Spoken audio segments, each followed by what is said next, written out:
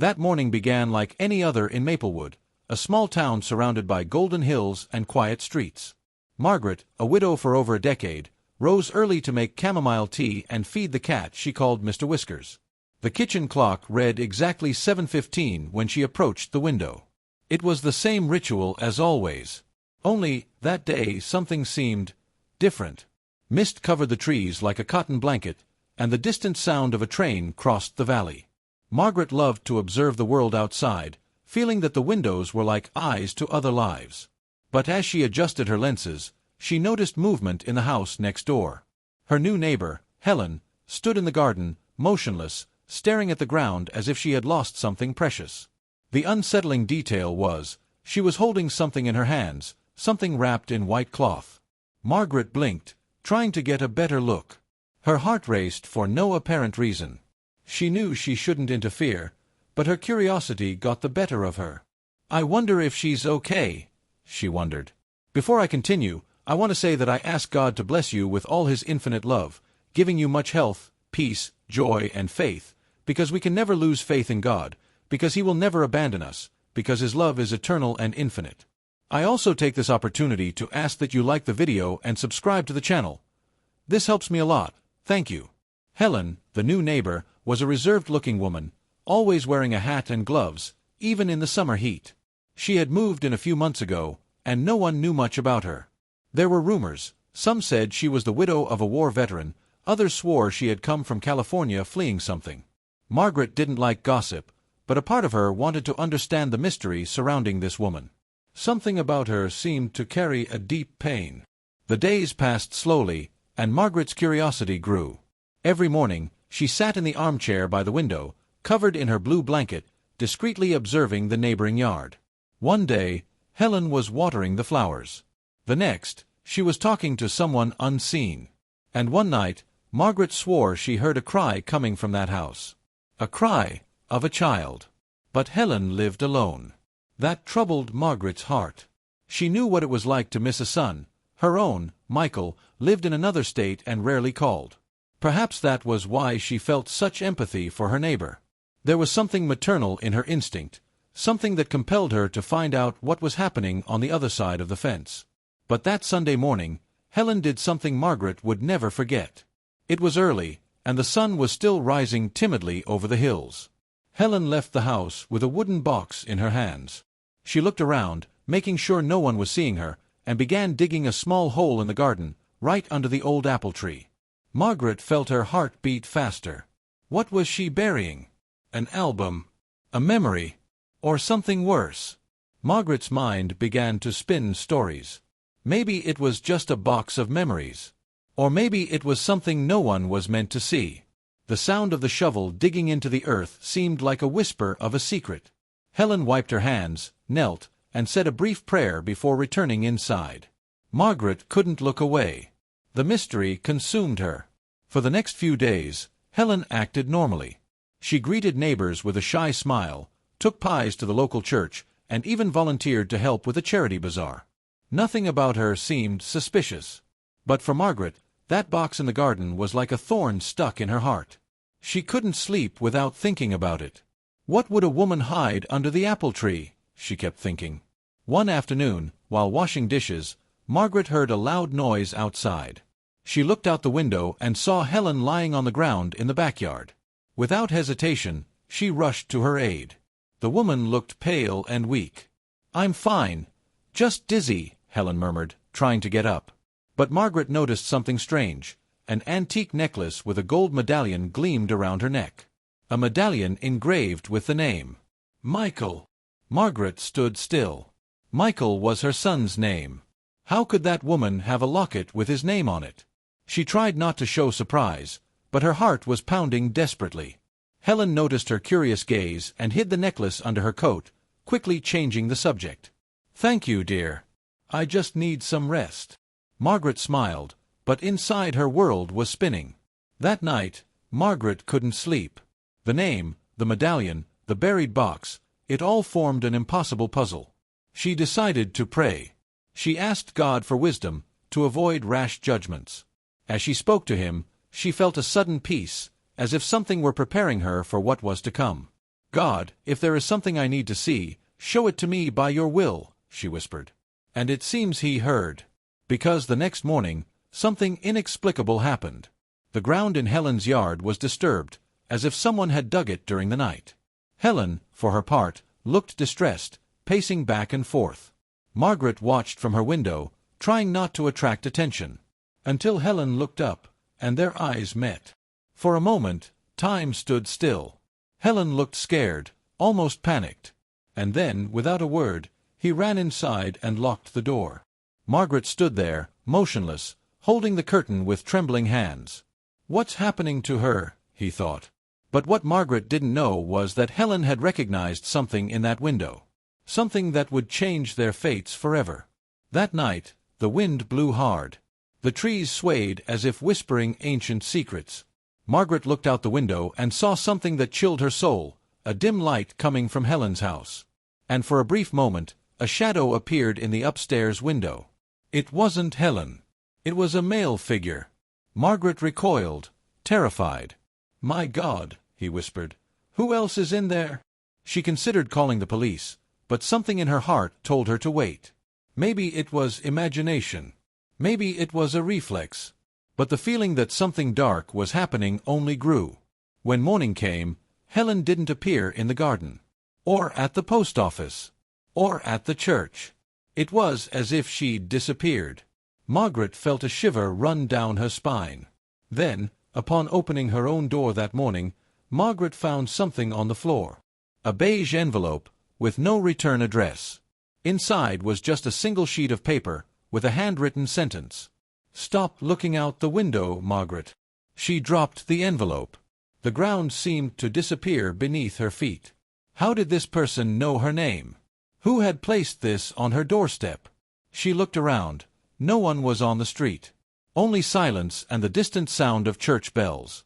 Margaret went back inside trembling, her heart pounding in her ears. And for the first time in years, she closed the curtains. But the problem is, when you close one window, others open. And in that house, in that small neighborhood, what was about to happen would leave the entire town speechless. The following days were shrouded in silence. Margaret avoided looking out the window, but habit overcame reason. At dusk, the orange light filtered through the curtains as if calling to her. Fear still lingered in her chest, but curiosity whispered like an ancient voice, "Look again, Margaret." And so she did. Outside, Helen's garden looked the same, the well-tended flowers, the gentle rustle of leaves, the distant birdsong.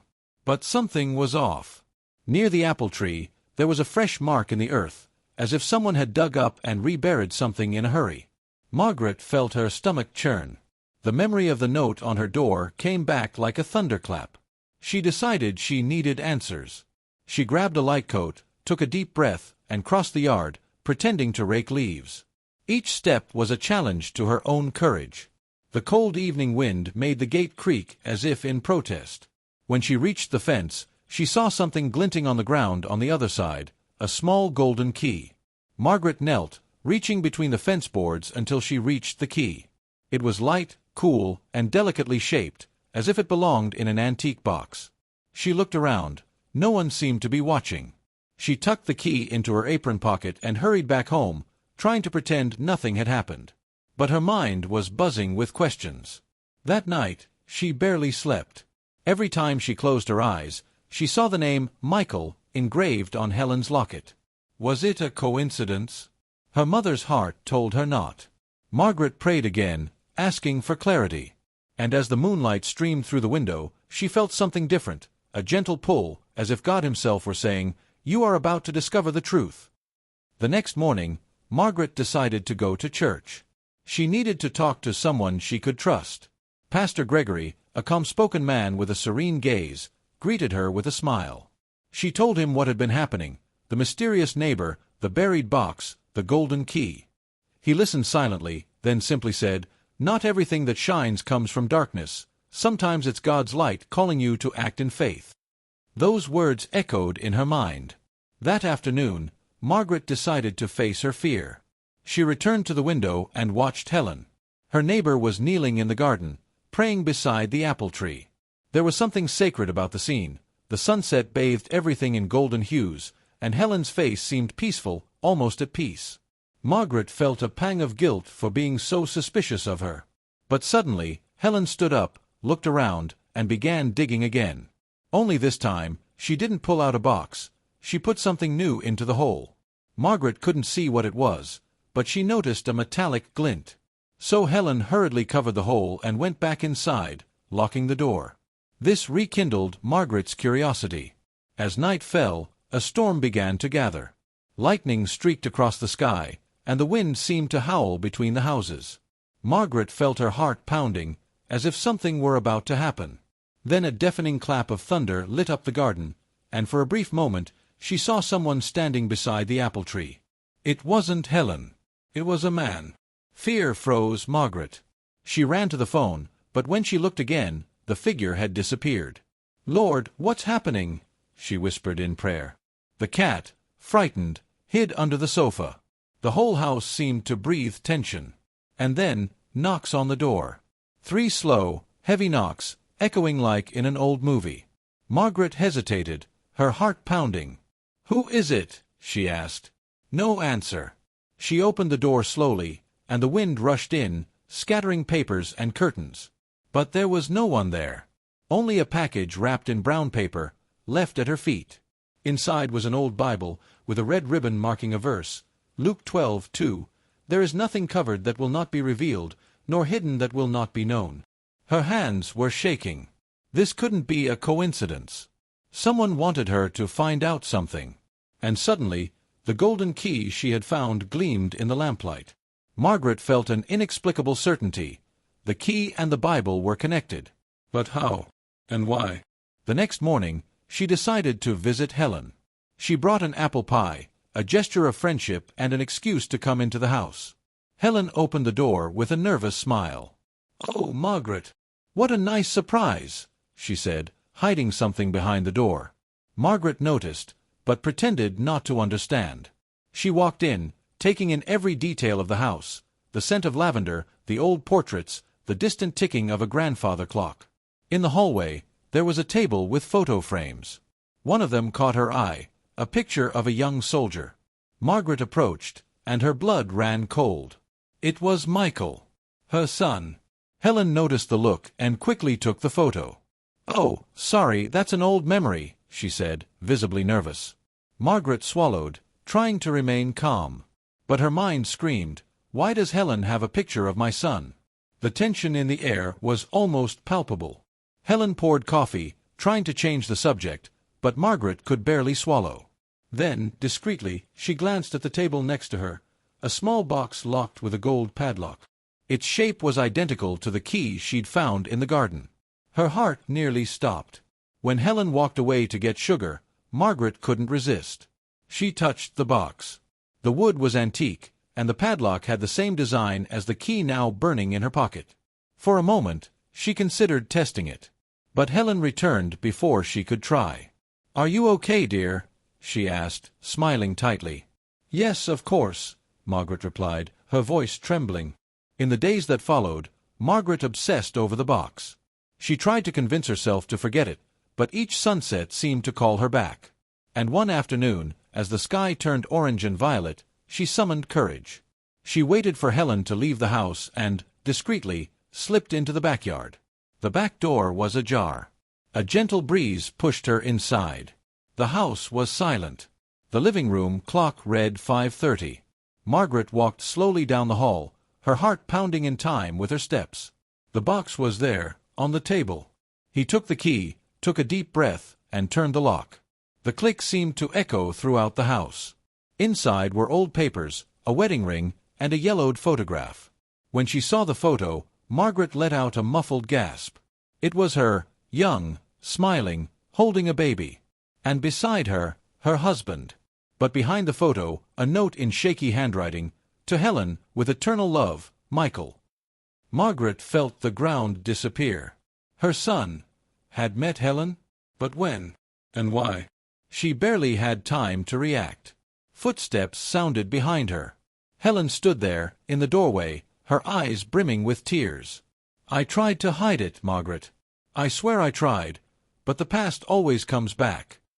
The silence between them was sharp. The wind blew the curtains, and the distant sound of church bells echoed. Margaret felt a tear well up, but something in her heart told her this was only the beginning. Because what Helen was about to reveal would change everything.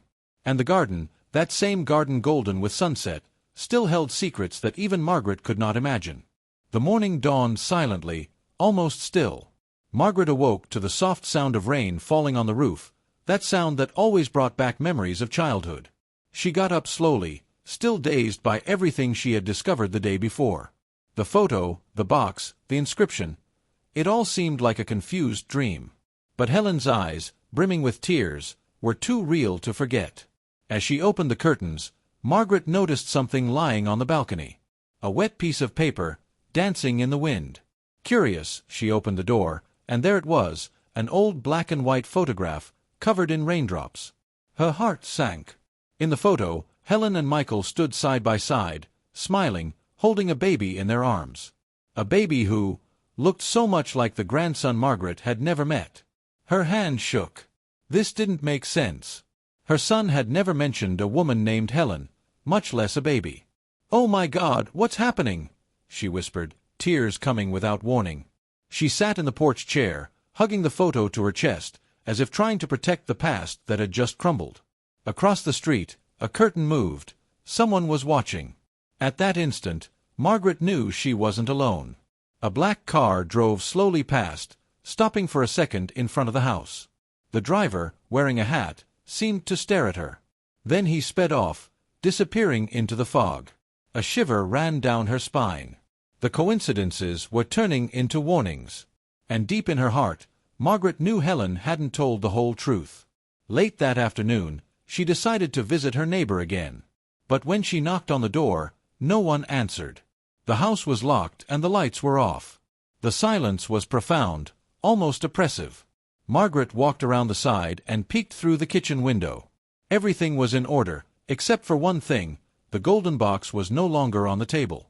It was gone. She returned home with her mind in turmoil.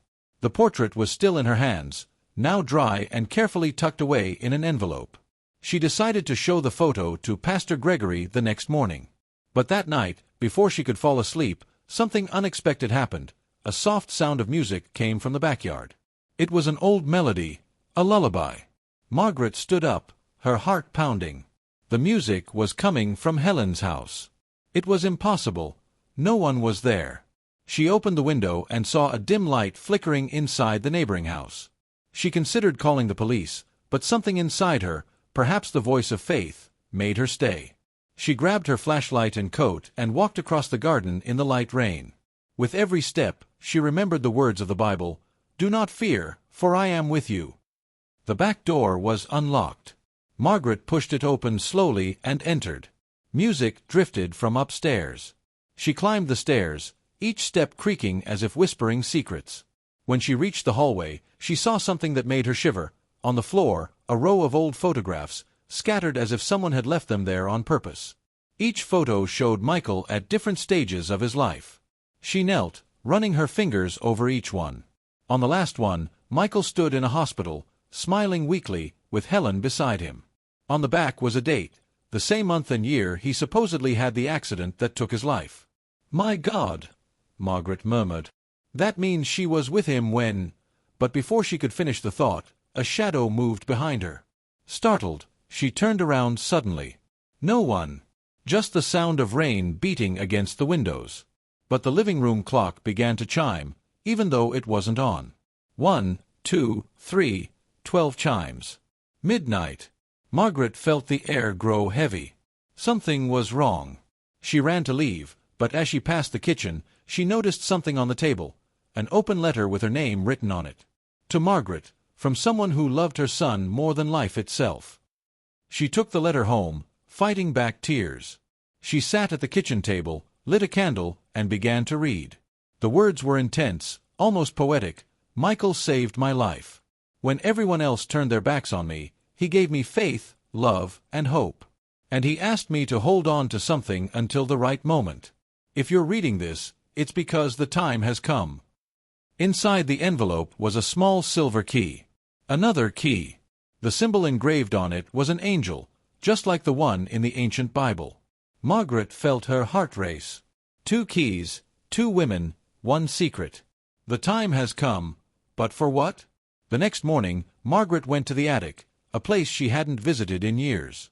There, among boxes of memories and dust, was a locked trunk that belonged to her husband. She took the silver key, and to her surprise, the padlock opened. Inside were old letters, diaries, and a folder marked Maplewood Project. She had never heard of it.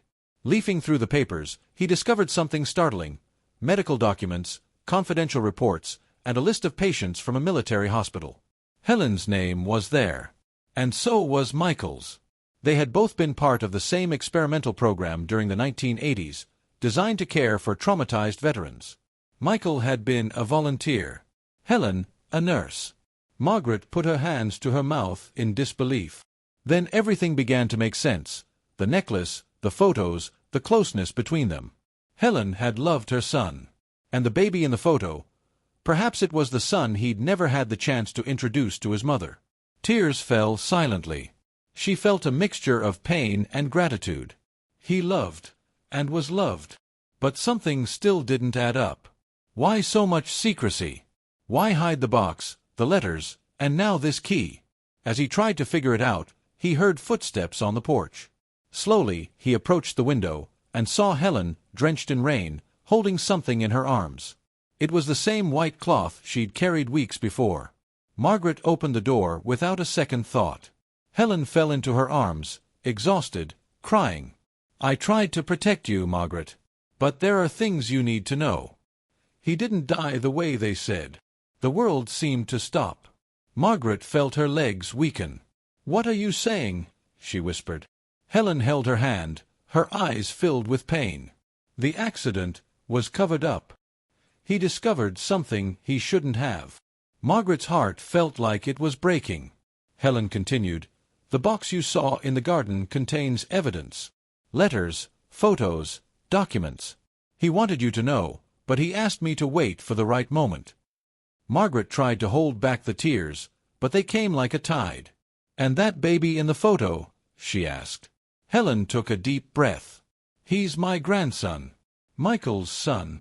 A profound silence fell over the house. Margaret clutched her chest, feeling the weight of a lifetime of secrets. "My God, so I have a grandson?" Helen nodded, crying. "Yes. And he's alive." Those words shot through Margaret like a ray of hope and despair at the same time. Everything had changed. Everything.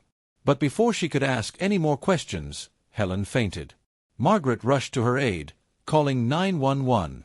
While she waited, she held her neighbor's hand tightly, murmuring a prayer. "Lord, may your will be done, and may the truth come to light." Outside, the wind died down, and the evening brought a soft, almost heavenly light. Helen was taken to the hospital unconscious. Margaret stood alone on the porch, clutching the old photograph to her chest. Now she knew that image held the key to everything. But what she didn't yet know was how much the truth would cost. Because what was about to be revealed, in the hospital, in the face of Helen's last words, would change Margaret's destiny forever. Dawn arrived shrouded in mist. The previous night's rain had left the air damp and chilly, and the city seemed suspended in a reverent silence. Margaret woke before sunrise, still shaken by the previous night. Helen's words echoed in her mind. He didn't die the way they said. And now, every breath seemed fraught with questions that time refused to answer. On the kitchen table, the old photograph was carefully protected between 2 pages of the Bible. Margaret sat silently, her eyes welling up, praying softly. "Lord, if there's something I need to see, show me." Then she heard the sound of the mailbox being closed. Something had been left. She slowly got up, opened the door, and found a plain envelope, folded in 4. The paper was slightly wrinkled, as if written in a hurry. There was no name, no sender. Just a sentence in the center. "Stop looking, or you will regret it." Margaret froze. The same icy feeling from the first threat returned, even stronger. She looked around, but the street was deserted. A crow cawed in the distance, breaking the silence. And deep in her heart, she knew the fear was returning. But with fear came determination. Margaret held the note tightly and whispered, "I won't stop." Her son deserved the truth, and Helen deserved peace.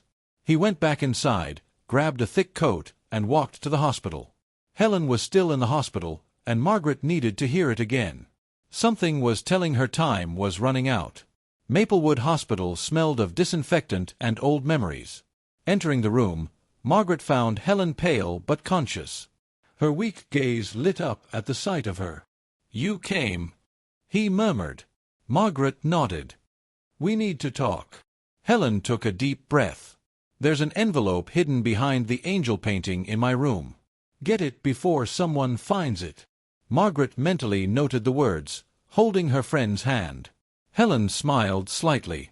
"Michael always believed that the truth sets you free. But the truth also hurts, Margaret. Promise me you'll be strong." The tears flowed freely. "I promise." Helen closed her eyes, exhausted, and Margaret left with a heavy but determined heart. The search for the truth continued. Back in the neighborhood, the sun was already beginning to sink below the horizon, painting the clouds with shades of copper and gold. Helen's garden was silent, the gate ajar. Margaret entered carefully, as if each step were a prayer. She climbed the stairs and went straight to her bedroom. The angel painting was there, hanging above the headboard. With trembling hands, she removed it from the wall. Behind it, just as Helen had said, was a thick envelope, yellowed with age. Inside was a stack of letters, all addressed to Margaret. None had been delivered. Each one bore Michael's handwriting. "My God," she murmured, tears falling onto the paper. "How many years has this been hidden?" She began to read. The letters revealed a story of love, guilt, and redemption. Michael had written about a confidential project, about injustices committed against veterans, and about the fear of being silenced. But between the lines, there was tenderness. "Mom, if you ever read this, I want you to know that I love you more than anything, and that there is someone beside me who loves you too, even without knowing you." Margaret clapped her hand over her mouth. It was all there, a son's love, a woman's courage, and the silence of a secret kept for decades. She didn't know whether to laugh or cry. But before she could finish her last letter, a noise from downstairs made her freeze. Footsteps. Someone had entered the house. He turned off the light, clutched the letters close to his chest, and peered through the crack in the stairs. A tall figure in a dark coat walked slowly across the room. The sound of boots echoed on the floor. Margaret felt her heart leap. She ran to the bedroom and hid behind the door, holding her breath. The figure was climbing the stairs. Step by step. Closer. Closer. The doorknob turned. Margaret braced herself for the worst. But suddenly, the sound stopped. Absolute silence. When she opened her eyes, the figure was gone. She carefully descended the stairs, and on the living room table was something new, a small wooden box. Inside was just a cassette tape and a piece of paper with a sentence written on it. "Listen, and you will know who is lying." Margaret took the box home and put the tape in an old cassette player that had been stored away for years. The voice that echoed was unmistakable. "Michael, if you're hearing this, Mother, it's because they couldn't silence me. What I did was for justice, not revenge. But there are dangerous people involved. And perhaps only Helen can tell the rest." The tears fell uncontrollably. He was alive when he recorded it. The recording ended with a strange sound, like a door knocking and distant voices. Then, silence. Margaret sat, feeling the weight of the world on her shoulders. But something caught her attention. The bottom of the tape had a barely discernible inscription. A post office box number. She recognized it. It belonged to the small post office in town. The next day, she went there. The mailman, a man named Fred, vaguely remembered Michael. He rented a box many years ago, but someone recently renewed the subscription, he said, frowning. "Who?" Margaret asked. "I can't reveal any names, ma'am. But it's a woman. She paid cash." Her heart raced. "Helen?" she asked, and Fred just looked away. Margaret left shivering. The cold wind bit her face, but she barely felt it. Everything pointed to Helen, but something inside her told her there was someone else involved. When she got home, she found her door ajar. She entered slowly, calling for Mr. Whiskers. The cat meowed under the table. And on the counter, there was another note. You're closer than you think. But not everyone wants you to find out. Margaret took a deep breath, trying to contain her panic. With each clue, the danger grew. But now it was too late to back down. She had promised God that she would follow through to the end, and that she would protect her son's legacy, no matter the cost. That night, she sat at the table with all the letters, the keys, and the Bible open before her. She lit a candle and began to piece together the puzzle. The initials engraved on one of the documents, E.R., appeared repeatedly in Michael's letters. Who was this person? And why did they seem to have power over the lives of everyone involved? When the clock struck 11:45, the phone rang.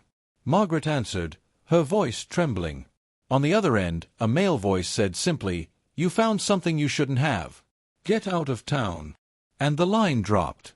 Her heart was pounding. But when she looked out the window, she saw something that made her freeze. A black car parked in front of the house. The same one from days ago. The lights were off, but she knew someone was there, watching. With trembling hands, she held the crucifix around her neck and whispered, "Lord, be my strength." The car turned on its headlights and slowly drove away. Margaret knew this wasn't the end. It was just the beginning of something bigger. And at dawn the next day, when he opened the mailbox again, he found a new envelope. Inside was just a photo. Helen, standing in the hospital, smiling, next to a man Margaret had never seen before. On the back, handwritten, "He's still alive." The note fell from her hands. Her breath became shallow. Hope, fear, and faith mingled into a single, indescribable feeling. And deep in her soul, Margaret knew, the truth she so desperately sought was about to be revealed, but perhaps at a cost greater than a mother's heart could bear. The clock read exactly 2:15 in the morning when Margaret woke to the sound of the gate opening. The wind was strong, and the rain was beating furiously against the windows. Mr. Whiskers, the cat, arched his back and began to growl softly. This was a bad sign. Margaret turned on the lamp and lay still, listening. Footsteps. Slow, shuffling footsteps in the yard. She held her breath. The memory of the black car, the threatening note, and the enigmatic photo swirled through her mind. "Lord, be with me," she whispered. She grabbed the flashlight and the old Bible she kept on the bedside table. The sound of footsteps approached the porch. A shadow crossed the window. Margaret felt her heart race. Someone was out there. For a moment, she considered calling the police, but something stopped her. The same force that had driven her here, faith, courage, or fate, said she needed to see for herself. She walked into the living room, each step echoing against the ancient wood. She opened the curtains a crack and, in the pale moonlight, saw a dark-cloaked figure standing on the porch. Margaret took a deep breath and slowly opened the door. "Who's there?" she asked, trying to keep her voice steady. The figure looked up. It was Helen. Soaking wet, shivering, her eyes filled with pain. "Margaret, they know," she whispered before collapsing into her arms. Margaret could barely hold her. She brought her inside, covering her with a blanket. "Helen, who knows what? What are you talking about?" Helen looked around, frightened, as if afraid of being overheard. "The box. Someone wants it back. And they won't stop until they get it." Margaret felt her stomach churn. "Who are they?" she asked. Helen hesitated, tears mixing with the rain on her face. "Government men. The project was never finished. Michael discovered something that could destroy everything." Silence fell through the house. Only the ticking of the clock filled the heavy air. Helen pulled something from her pocket, a flash drive wrapped in duct tape. "He gave me this. He said if anything happened, I should give it to you." Margaret held it carefully, as if she were holding her own son's heart. "Why? What's in here?" Helen answered in a barely audible voice. "The truth." Before they could say anything else, a loud crash sounded outside. Someone kicked the gate. Helen flinched in terror. "They've come."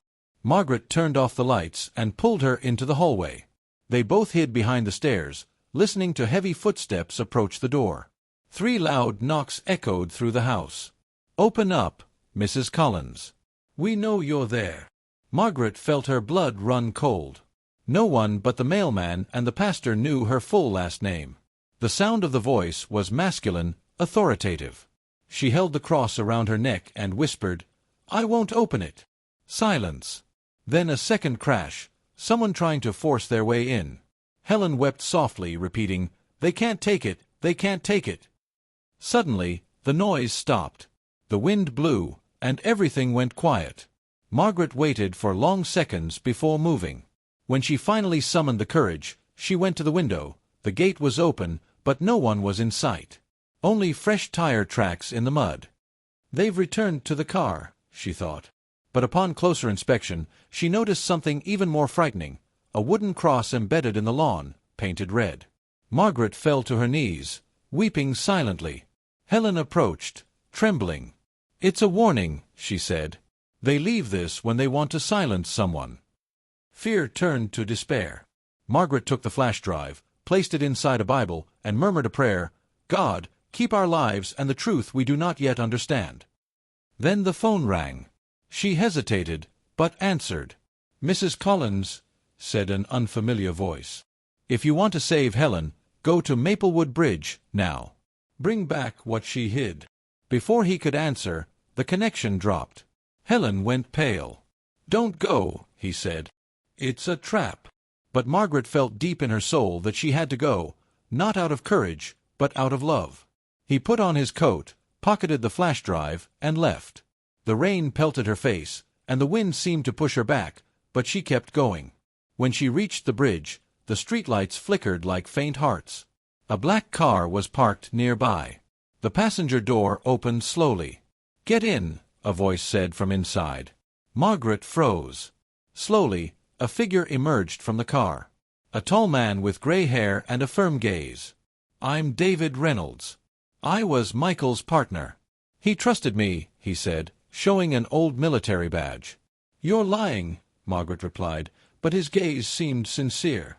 "No. He asked me to protect you in case something happened. But you opened something you shouldn't have." The wind blew hard. Margaret clutched her coat tightly. "What's on that flash drive?" David sighed. "Evidence. Of an experiment on soldiers and civilians. Your son tried to report it. That's why he disappeared. But there's something even Helen doesn't know." He paused, staring at her. "Michael didn't die, Margaret. He ran away." The ground seemed to disappear beneath her feet. "You're lying!" she screamed, tears streaming down her face. "I saw the coffin, the funeral." David shook his head. "A sealed coffin. Remains of an accident that never happened. He wanted to protect you."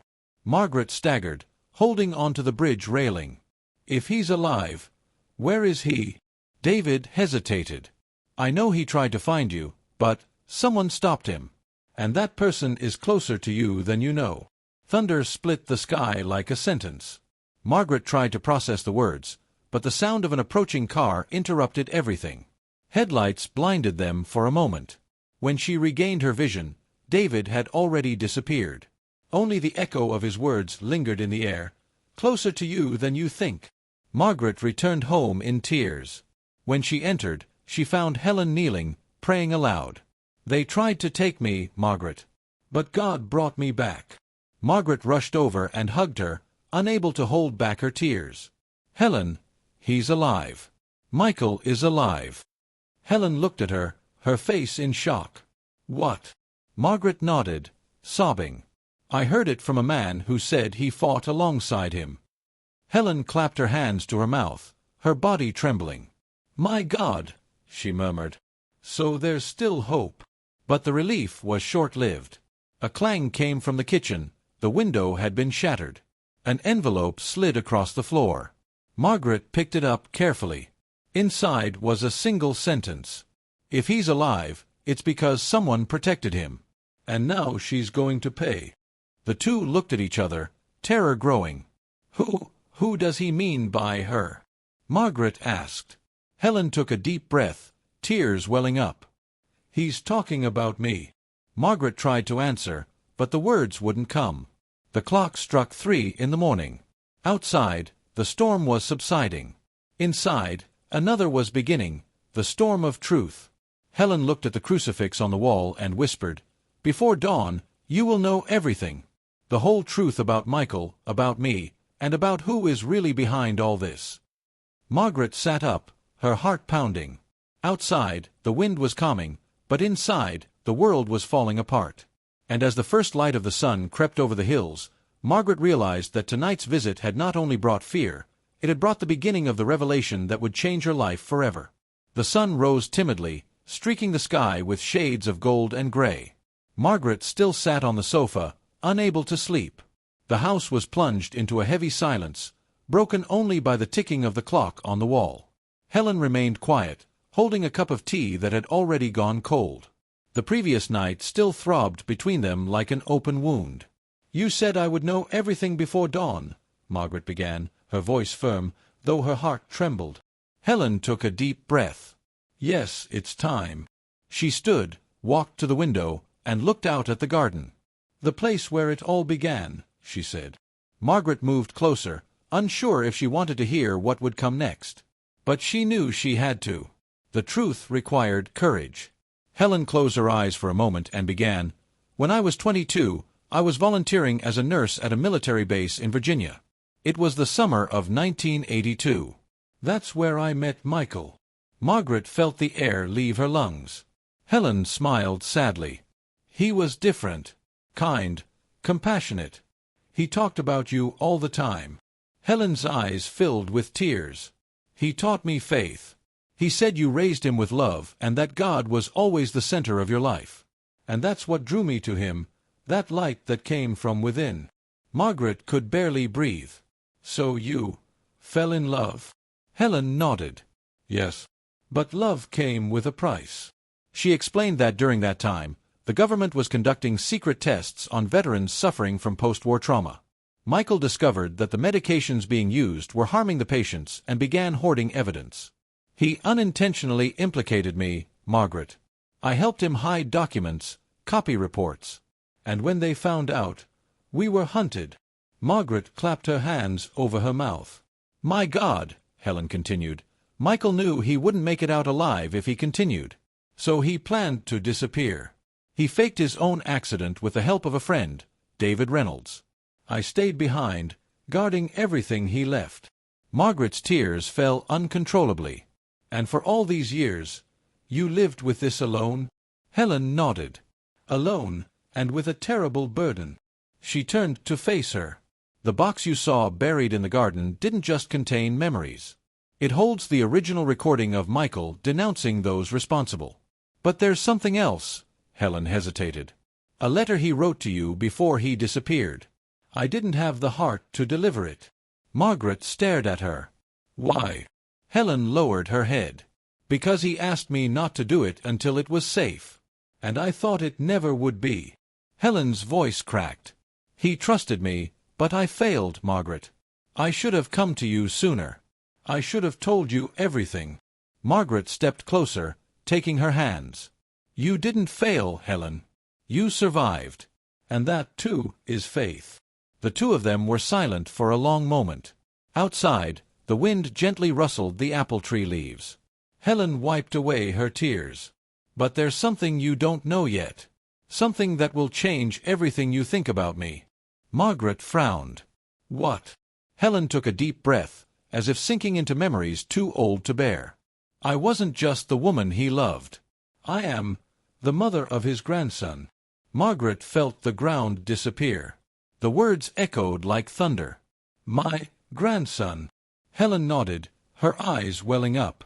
"He was born a year after Michael disappeared. I raised him in secret, under another name, to protect him. He never knew the truth about his father. And now, he's in danger too." Margaret brought her hands to her face, tears welling up. "My God, I have a grandson." The silence that followed was filled with emotion. Helen pulled a photo from her pocket, a young man with clear eyes and a familiar smile. "His name is Andrew." Margaret touched the photo as if touching a miracle. "He looks so much like Michael," Helen smiled sadly. "He has the same kind heart. But he knows nothing. Not who he is, not why he's being followed." Margaret was silent for a few seconds before saying, Then we need to find him. Helen nodded. Yes. He lives in Seattle. But someone is watching him. The same man who sent me the threats. Margaret closed her eyes, feeling the weight of the situation. So that's what they want, the box, the flash drive, and the boy. Helen nodded. They want to erase the past. The two decided to act. Helen explained that she had hidden a copy of Michael's files in a safe deposit box at the local bank. It's our only evidence, she said. Margaret took a deep breath. Then it's time to get them. The two women walked outside, covered in coats, their faith shielding them from their fear. As they walked to the car, Margaret whispered, "The Lord is my light and my salvation. Of whom shall I be afraid?" At the bank, the manager hesitated when he saw Helen. "Mrs. Walker, I thought you were out of town." She forced a smile. "I got back yesterday. I need to open my safe deposit box." He waved and led them into the back room. Helen turned the key and opened the metal box. Inside were folders, tapes, and a small Bible. But the moment they touched it, the bank alarm went off. The manager yelled, "Lock it down!" Helen looked at Margaret, terrified. "They've tracked us." They ran out the back, sirens echoing. Margaret's heart pounded like a drum. "God, protect us!" she whispered as they drove through the rain. A black car turned the corner and began following them. Helen accelerated. "Hold on tight." Lights flashed in the rearview mirror. The car chased them for 2 blocks, until Helen slammed on the brakes and turned onto a dirt road. "They can't see us here," she said. Margaret was breathing heavily, her heart pounding. "Helen, where are we going?" Helen replied without taking her eyes off the road, "To the only place Michael told me would be safe, the cabin in the hills." The road was narrow, surrounded by trees. The sound of rain hitting the windshield mingled with a distant echo of thunder. "Michael built this cabin for us before he disappeared," Helen explained. "He said if I ever needed to escape, I should come here." Margaret looked out the window, trying to make out the path. Everything seemed shrouded in mist. When they arrived, Helen stopped the car and took a deep breath. "We're here." The cabin was simple, made of old wood, with a porch covered in dry leaves. Margaret sensed a strange energy, a mixture of longing and reverence. "He was here," he whispered. Helen nodded. "And maybe you still are." They entered, and the smell of damp wood and old memories enveloped them. Helen walked to the fireplace and pulled a loose floorboard from the floor. Beneath it, a box lay. "The original," she said, her voice breaking. Margaret knelt beside it. Inside, along with the documents, was a carefully folded letter. Helen handed it to her. "It's from you, Margaret. He wrote it to you." Margaret's hands trembled as she opened the paper. She recognized Michael's handwriting instantly. "Mommy, if you're reading this, it means God still has a purpose for us. Don't cry for me. The truth will set you free, but it will also hurt. Protect Helen. And if she's still keeping a secret, trust her, she did it out of love." The tears fell uncontrollably. "My son," she whispered. Helen was crying too. He knew one day this would happen. But before they could compose themselves, a noise outside made them freeze. Footsteps. Flashlights. Voices. "They've found us." Helen clutched the box in desperation. Margaret held her hand. "Don't run. God is with us." The door creaked. Silhouettes moved in the darkness. "Helen Walker! Hand over the files!" a male voice shouted.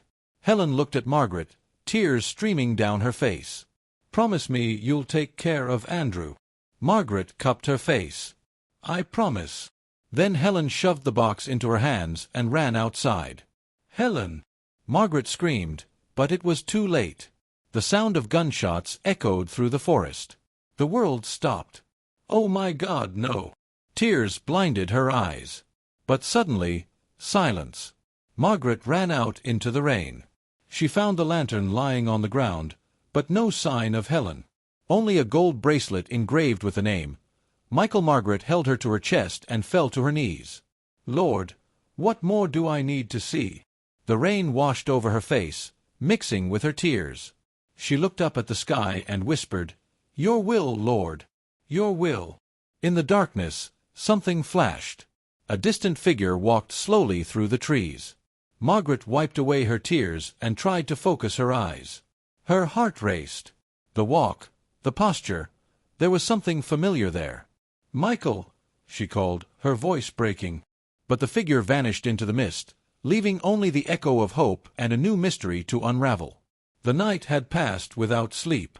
Margaret sat in the armchair, the crucifix in her hands, the sound of the rain still echoing in her soul. The images of the forest, the gunshots, the bracelet with her son's name, everything repeated like an endless nightmare. Mr. Whiskers lay silently at her feet, as if feeling the pain she could not express. Outside, the day dawned in silence. As the sun began to break through the clouds, Margaret decided to climb to the attic. I hadn't been there in years. It was the only place in the house that still held the scent of Michael's youth, wood, dust, and old dreams. She climbed slowly, step by step, until she reached the small door. The familiar creak sounded like an invitation from the past. "Lord, give me strength," he murmured. The attic was covered in white sheets and stacked boxes. The early morning light filtered through the cracks in the windows, casting golden streaks in the dusty air. Margaret began opening the boxes, one by one. Old photographs, toys, school letters. Everything seemed to have been dormant for decades.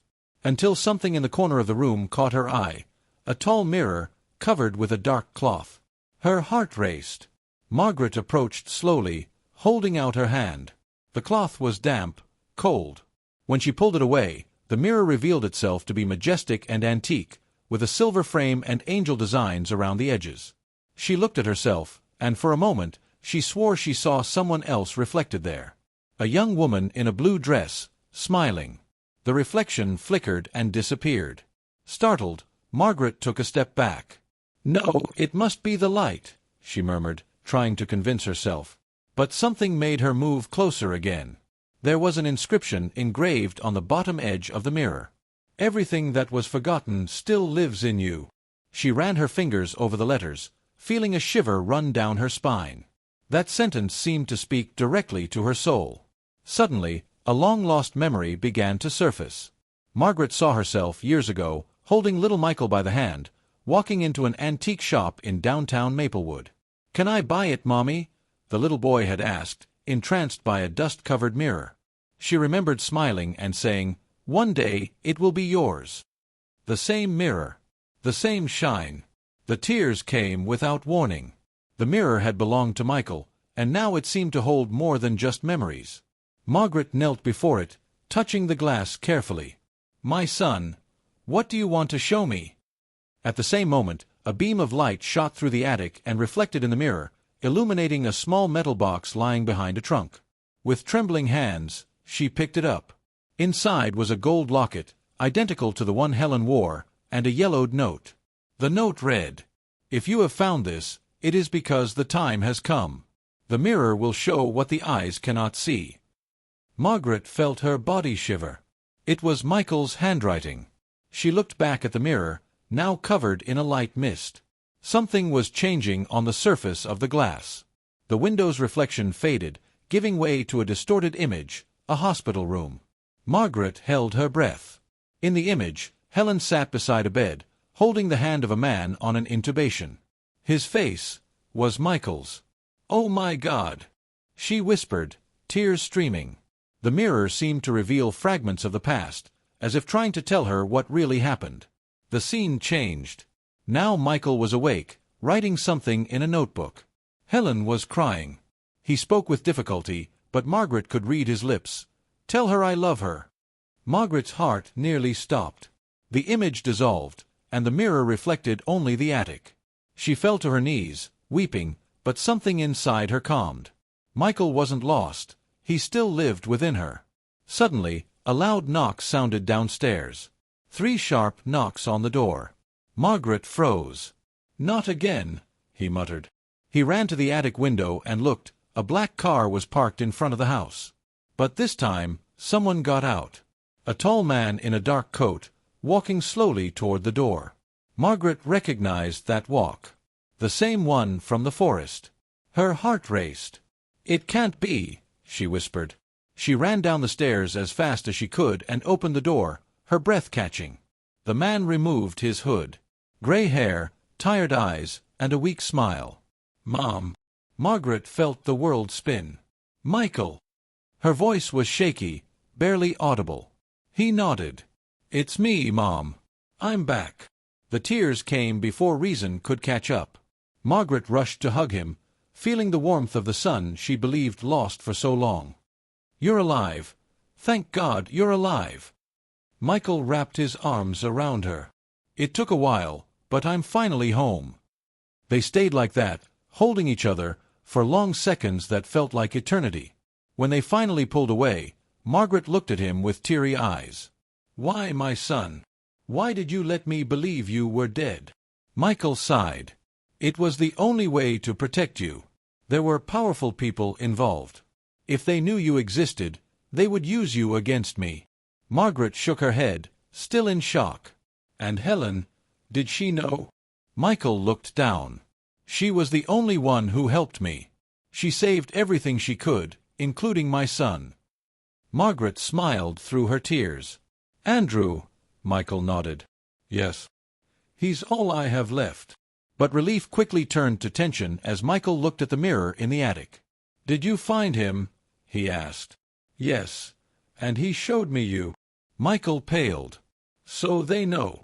Before Margaret could ask what he meant, Michael approached the mirror. This mirror was part of the experiment, an observation prototype. They created it to access memories. There are only two in the world. One is here. The other is with them. Margaret recoiled, startled. "My God, Michael, what have they done to you?" He replied quietly, things not even God would want to see. The atmosphere was as heavy as lead. Michael held his mother's hands. "But it's over now. I'll hand everything over. And when this is over, we can finally live in peace." Margaret smiled weakly, but her heart knew danger still lurked. And as if fate were confirming it, the sound of tires screeching to a halt outside cut through the silence. Michael looked out the window. "They found us." Margaret felt despair growing. "What are we going to do?" Michael took a deep breath. "Trust. As always." He took the flash drive and placed it in her hands.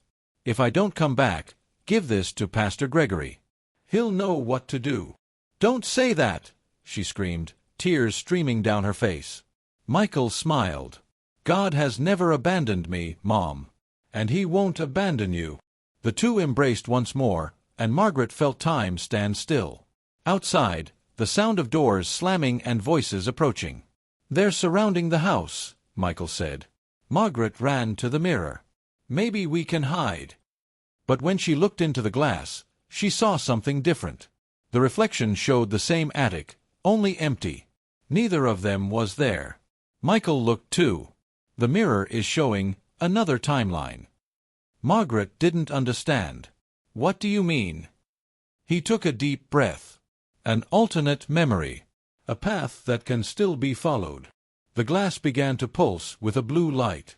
Margaret leaned closer, mesmerized. "It's as if it wants to show us where to go." Michael nodded. "Or where not to return." The energy in the air was almost palpable. The mirror glowed brighter, and for an instant, Margaret saw herself holding Helen's hand, but Helen was alive, smiling. The image vanished in seconds. She's still alive, isn't she?" Margaret asked, her voice breaking. Michael fell silent. Then he murmured, "Perhaps. But not everything is as it seems." Before they could continue, a crash shook the mirror. The glass shattered into 1,000 fragments, reflecting hundreds of images of faces and memories. Margaret screamed. Michael pulled her back, protecting her. When the dust settled, the mirror was in pieces, and on the floor remained only a message written in ash. "The lost memory will be the path of truth." Michael was breathing heavily. "That means there's still something we don't know." Margaret took his hand. "Then we need to find out." He nodded. "And maybe this is where it all began." Margaret frowned. "The hospital?" Michael nodded. "Yes. There's the last piece." Outside, The sky was darkening again, and the distant sound of sirens echoed. Margaret looked at her son, feeling the same coldness in her chest as so many years ago. "Promise me you'll come back, Michael?" He smiled tenderly. "I promise, Mom. But first, you need to remember what you forgot." And it was at that moment that she realized the real mirror wasn't in the attic, it was inside her. And that the memory she'd lost was about to change everything. The morning began heavily, with dark clouds hiding the sun. Margaret and Michael drove down the road in silence, the sound of the engine mingling with the light rain. Neither of them knew what they would find at the hospital, only that it was the final piece of the puzzle. Margaret clutched the crucifix tightly. "Whatever it is, Lord, give us courage." Maplewood Hospital looked abandoned. The windows were dusty, the sign broken. "They closed the building years ago," Michael explained. "But some floors are still used for archives." Margaret looked around, her heart racing. Everything about the place reeked of memories. This was where he had been admitted, where she thought she had lost him. They entered through a rusty side door. The sound of footsteps echoed through the empty hallways. The light flickered. The smell of old disinfectant still lingered in the air. Michael walked ahead, confident, but there was something in his gaze, a mixture of fear and determination. "The central archive is in the basement," he said. "That's where they keep the project records." They went down the stairs, and each step felt like a dip into the past. At the end of the hallway, a metal door with the number E12 engraved on the plaque. "This was it," Michael murmured. He turned the doorknob, but it was locked. Margaret watched uneasily. "Are you sure you want to do this, son?" He nodded. "The truth needs to come to light." And with a firm kick, he broke down the door. The metallic clang echoed like thunder. Inside the room, piles of boxes and folders piled high, covered in dust. Michael grabbed a flashlight and began searching. "It has to be here," he murmured, flipping through documents. Margaret watched him, noticing how his hands were shaking. Then a voice sounded behind them. "Looking for this?" Margaret turned quickly. It was David Reynolds, Michael's old partner, the man from the bridge. He had a badge and a briefcase in his hands. "You should have stayed away, Michael," he said coldly. "I couldn't let them know you were alive." Michael stepped forward. "You betrayed me, David." The man sighed. "No. I followed orders." The silence was piercing. "Orders from whom?" Margaret asked. David hesitated. "From the same man who created the Maplewood Project, Pastor Gregory." Margaret felt the ground disappear. "No, that's impossible." David looked at her compassionately. "He was more than a pastor. He was the program's head of research. The church was a front for the experiments." Margaret's tears came like an avalanche. He baptized me, David. He was my spiritual advisor." Michael approached his mother. "Mom, I didn't know either at first. He deceived us all." The sound of thunder filled the hospital, as if the sky itself reacted to the revelation. Margaret felt the weight of all the prayers she had offered to this man. "But why?" he asked, his voice breaking. David replied, "They were testing memory-altering drugs. They wanted to create soldiers incapable of fear. The pastor used faith to recruit volunteers. Michael found out, and the project had to be shut down." Michael clenched his fists. "And you wiped me out with it." David stepped forward. "You weren't supposed to survive." "But Helen, she begged for her life." Margaret stared at him in surprise. "Helen?" David nodded. "She offered her freedom in exchange for yours. She was trapped here, in the hospital basement, serving as a guinea pig until the program was shut down." Margaret's tears mingled with the rain dripping down the cracked ceiling. "So she's alive?" Margaret asked. David looked down. "She was, until yesterday." Her heart nearly stopped. "What do you mean, he was?" David took a deep breath. "They found her hiding place. They tried to recover the files. She sacrificed herself so you could escape." Michael squeezed his eyes shut, trying to hold back tears. "No." "Helen, no." Margaret held her son in her arms. "She saved you twice, Michael." The first time with her life. The second with her love. Silence fell. David opened the folder he was carrying. Inside was an envelope and a small silver flash drive. She gave this to me before she died. She said it was for Margaret. Margaret took the envelope with trembling hands. Inside, a handwritten letter. Margaret, if you're reading this, it's because I kept my promise. Tell Michael that true love doesn't die, it just changes shape. And tell your heart that God never forgot you. When you look in the mirror, you won't see the end, you'll see the beginning. The tears fell silently. Helen still spoke tenderly, even beyond her life. Michael put the flash drive in his pocket. What do you have here, David? The man replied, the original recordings of Pastor Gregory confessing to the experiments. It's the end of the project. But it's also proof that he's still alive. Margaret looked up in surprise. Is the pastor still alive? David nodded. Yes. And he knows you're here. Suddenly, the sound of footsteps echoed down the hallway. Flashlights. Voices. They've found us, Michael said. David pulled out a revolver. Take the service elevator, quick. Margaret hesitated. And you? He smiled sadly. Someone needs to slow them down. Michael looked at him respectfully. Thank you, old friend. They ran. Behind them, the sound of gunfire and screams filled the air. The elevator descended slowly, creaking. Margaret trembled. Michael, what happens now? He replied calmly, Now the truth comes out, Mother. And it will set many free. When the doors opened, they were in the old chaplaincy area. The altar still stood there, covered in dust. And on it, an open Bible. Michael approached, curious. At the bottom of the page, an underlined sentence, You will know the truth, and the truth will set you free. Michael smiled sadly. He left it as irony. But Margaret knelt and prayed.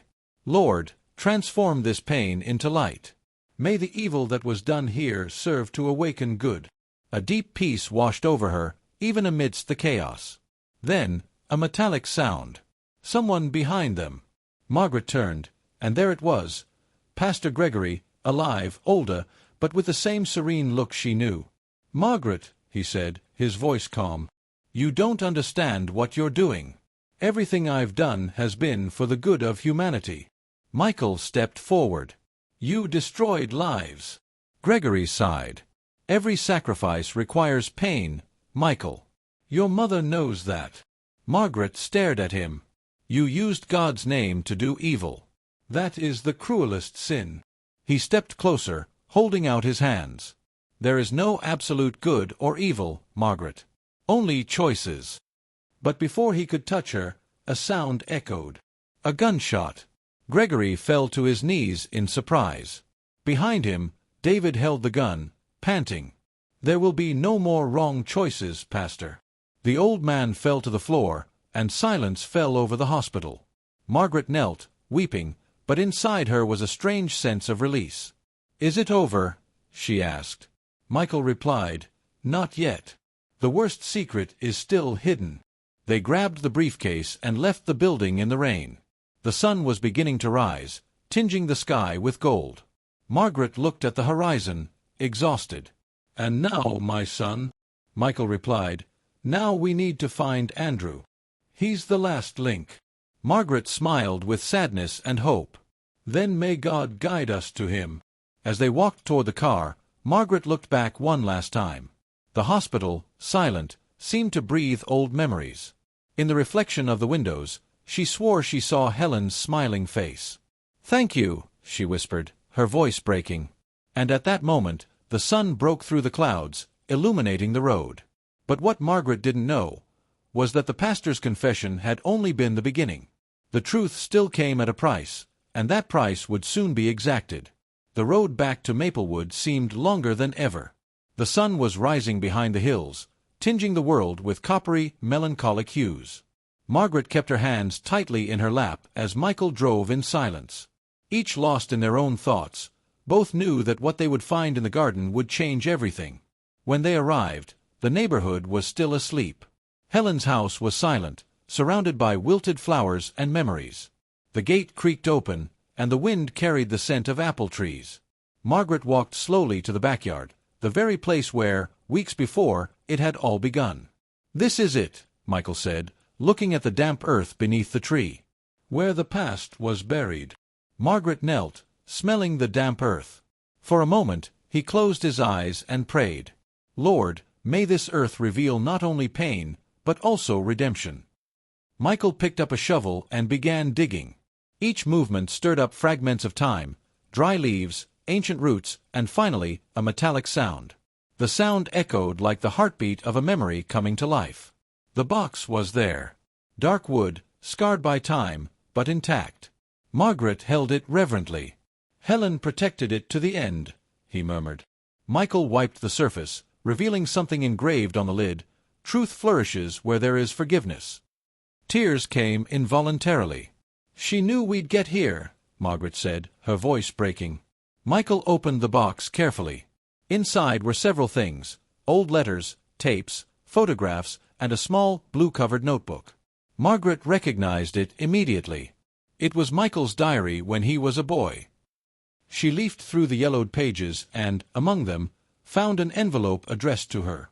The handwriting was Helen's. "Margaret," the letter began, "if you are reading this, it is because Michael has found his way back. He was never lost, only protected by the hand of God. Inside this box is something that belongs to your family. Something that closes the circle." Margaret removed a delicate cloth and revealed a heart-shaped gold locket. Opening it, she saw 2 photos, one of her and one of Michael as a baby. Tears fell like rain. "She kept this all these years." Michael placed his hand on his mother's shoulder.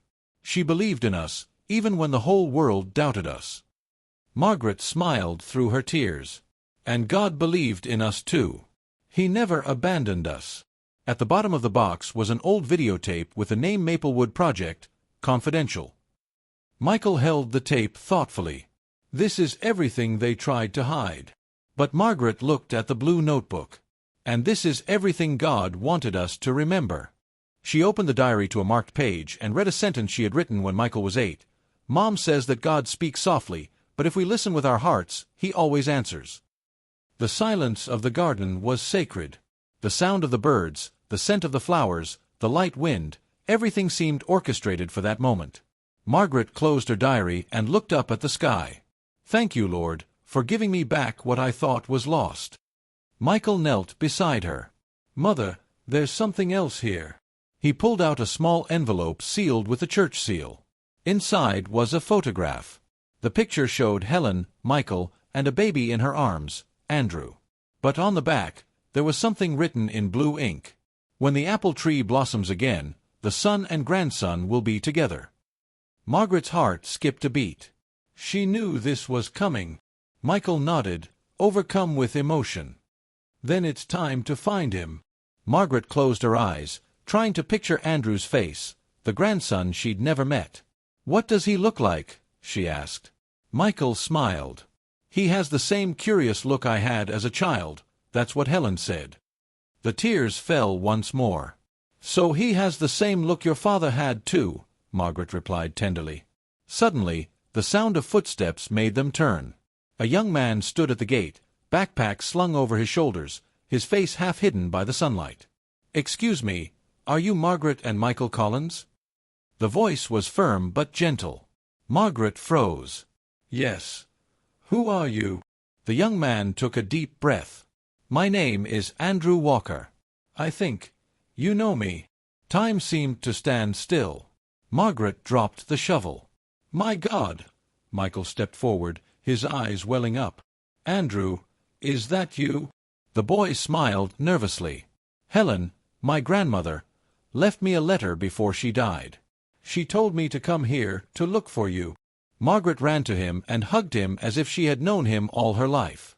"My grandson, my boy." Michael approached, overcome with emotion. "You've grown so much. You look like me when I was your age." Andrew laughed, tears in his eyes. "My grandmother always said that." Margaret took his hands. "She's at peace now, dear. And you'll never be alone again."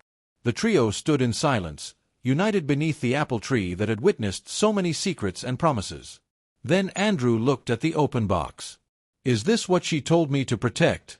he asked. Michael nodded. "Yes. And now we need to use it to finish what began so many years ago." He held up the videotape. "This contains proof of everything the pastor did." Andrew took a deep breath. "What if people don't believe it?" Margaret replied calmly, "God always reveals the truth in His own time." As they spoke, a gentle breeze blew through the garden. The apple blossoms began to fall, dancing in the air like blessings. Margaret looked up, her eyes welling up. "It feels like heaven is smiling." Michael smiled. "Helen always said the wind was God's way of embracing us." Andrew lowered his head. "I feel like she's here." Margaret squeezed his hands. "She is, dear. And always will be." Michael took the tape inside and inserted it into the living room's old VCR. The screen flickered, hissing, until a conference room appeared. Pastor Gregory appeared, younger, confessing to the illegal experiments. Margaret covered her mouth in shock. "He admitted everything." Michael recorded the video with his cell phone.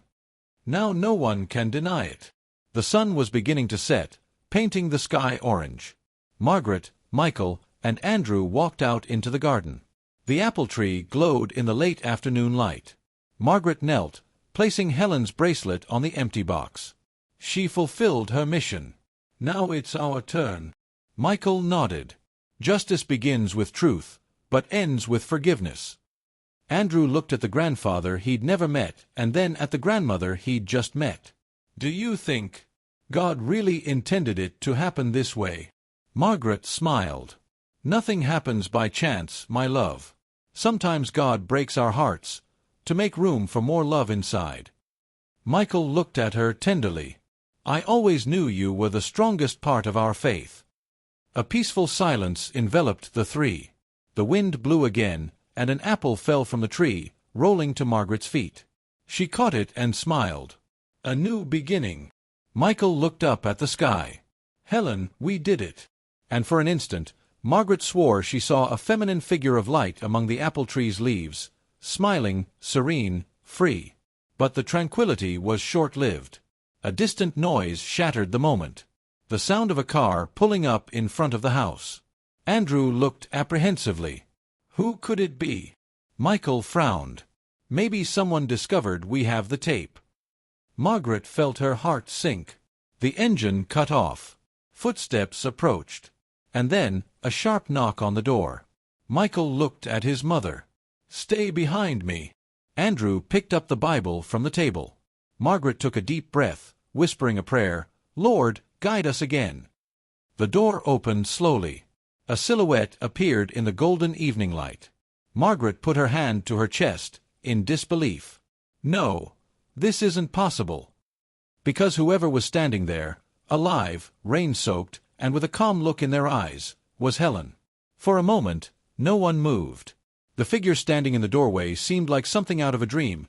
Helen, alive, enveloped in a soft light that contrasted with the light rain falling outside.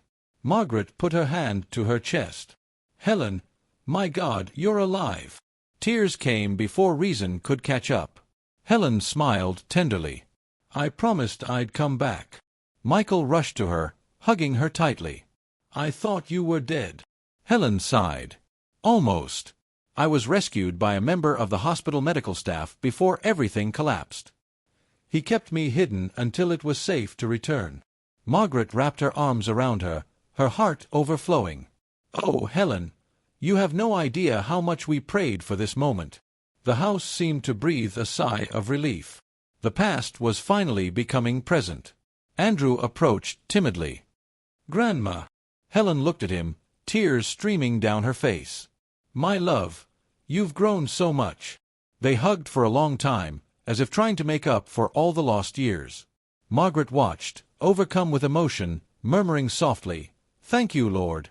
You are faithful to the end." As everyone sat in the room, the silence was replaced by an almost sacred serenity. Helen looked at Margaret and smiled. "You kept the faith, didn't you?" Margaret nodded. "Always. Even when the darkness seemed to win." Helen took her hands. It was this faith that kept us all alive. The two looked at each other, two women, two mothers, bound by pain and grace. Michael placed the flash drive, the tape, and the journal on the table. We have everything we need to finish the project. Helen nodded. But we also have everything to start over. Margaret looked at her, confused. What do you mean? Helen smiled, a peaceful gleam in her eyes. During my time in hiding, I wrote down everything that happened. Every injustice, every miracle. I want to publish this story. Not for revenge, but for healing. Andrew perked up. This could inspire a lot of people, Grandma. Show that God still turns evil into good. Helen caressed his face. Exactly, my love. Margaret smiled. And the name of the book? Helen looked out the window thoughtfully. Maybe, The New Window. Michael chuckled softly. Perfect. It was there, at that window, that it all began. The group fell silent, gazing out at the garden. The apple tree swayed in the light breeze, the sound of its leaves like an ancient melody. Margaret got up and went to the window, the same one from which, weeks before, she had seen the first suspicious movement. But now, what she saw was not fear or mystery. It was life. It was rebirth. God always had a plan, she whispered. Helen approached, placing her hand on her shoulder. Sometimes he lets us fall, just to teach us to fly with more faith. Margaret smiled. And sometimes he gives us back what we thought we'd lost, just to prove that love is eternal. The two embraced again, feeling that the journey had finally found rest. Later, as the sun set, Michael and Andrew gathered the boxes and papers. We'll turn everything over to the federal authorities tomorrow, Michael said. Andrew looked at his father with admiration. You're a brave man, you know that? Michael smiled. Not as brave as your grandmother. They laughed, and Margaret watched them with a glint of pride in her eyes. The smell of apple pie filled the house. Helen, wearing an apron, laughed in the kitchen as if nothing had happened. After all this, I think we deserve a little peace, she said. Margaret nodded. And pie, too. The laughter echoed softly, like a farewell song. It was the sound of life returning home. As night fell, Margaret walked alone into the garden. The full moon illuminated the apple tree, and the gentle wind made the flowers dance. She closed her eyes and whispered, Thank you, Lord, for teaching me that nothing is lost as long as there is faith. A light breeze touched her face, and she felt a familiar presence. It was as if Helen, Michael, and even little Andrew were united by something greater. Suddenly, something caught her eye. A soft light flickered in the broken mirror Michael had left on the porch table. Margaret approached, curious. The reflection showed not herself, but Helen smiling, waving slightly. She smiled back, her heart calm. I know, we're at peace now.